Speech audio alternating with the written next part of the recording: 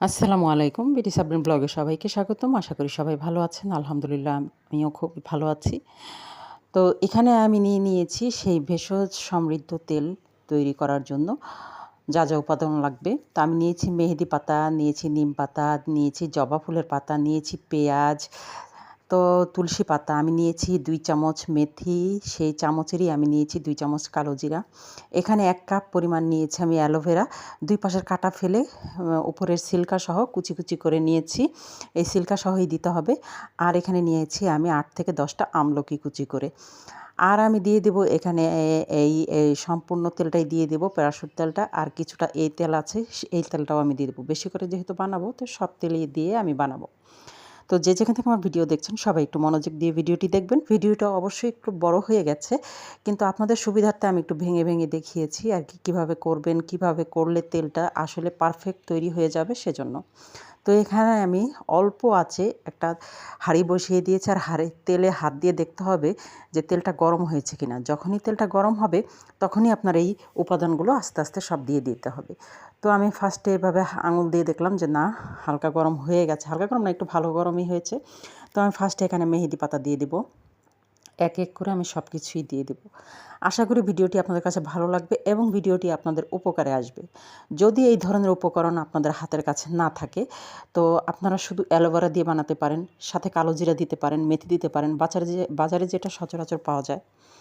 আসলে চাইলে সবভাবে দেয়া যায়। সব ধরনের উপাদানই যে এগুলি আপনাকে দিতে হবে এমন কোনো কথা নেই। গুণাগুণ কিন্তু সব কিছুরই আছে।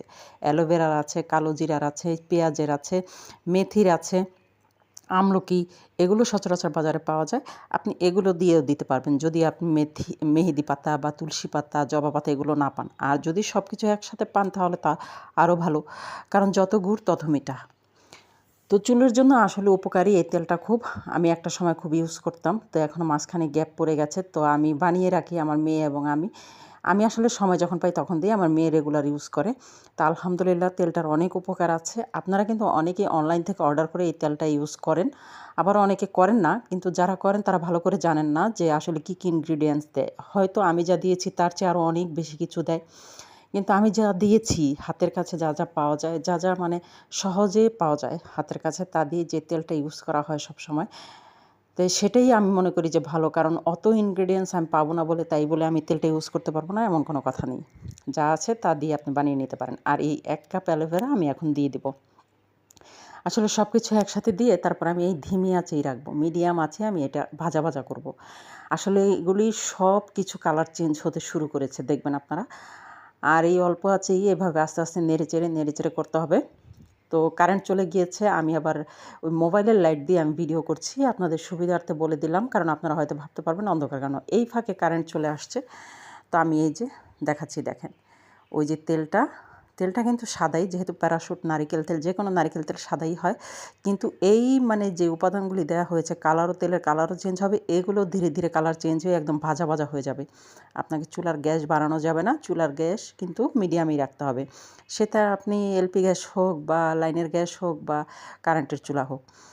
তো এই তেলটার উপকার হচ্ছে নতুন চুল গজাতে সাহায্য করে, চুলের গোড়া মজবুত করে, চুল পড়া কমায়, চুল লম্বা হয়, চুল কালো হয়, ঘন হয়, আলহামদুলিল্লাহ। আর কিছু না হোক আপনার চুল ভালো থাকবে। আপনি নিজেই বুঝতে পারবেন যে চুলের ভালো তো এটা ইউজ করার নিয়ম হচ্ছে যে কোনো সময় আপনি দিতে পারেন। তবে সবচেয়ে ভালো হয়, যেহেতু এটা অনেক কিছুর উপাদানে তেলটা তৈরি হচ্ছে, সেহেতু আপনার ভালো হয় সবচেয়ে ভালো রাত্রে মেখে দিবেন চুলের গোড়ায় তেলটা দিবেন। আর যদি আপনি চান সম্পূর্ণ চুলে হালকা করে দিলেন, কিন্তু চুলের গোড়ায় আসলে পুষ্টি দরকার, আর আগাতেও দরকার, কারণ আগাটা অনেক সময় খসখসে হয়ে যায়। তো চুলে ভালো করে তেলটা দিয়ে রাত্রে রেখে দিবেন আর সকালে শ্যাম্পু করবেন। আর যদি দুপুরে যারা শ্যাম্পু করতে চান, যারা সকালে দিলেন ২-৩ ঘন্টা আগে দিলেন, এভাবে। কিন্তু ওই দেখেন কতটা কালার চেঞ্জ হয়েছে, সব কিছুই কিন্তু একটু ভাজা হয়ে আসছে আর কি। তেলের কালার সম্পূর্ণ চেঞ্জ হয়ে গেছে।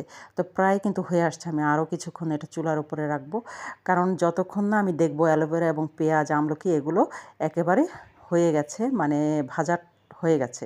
তেল আরও কালার চেঞ্জ হয়ে যাবে, আপনারা লাস্টে দেখতে পারবেন।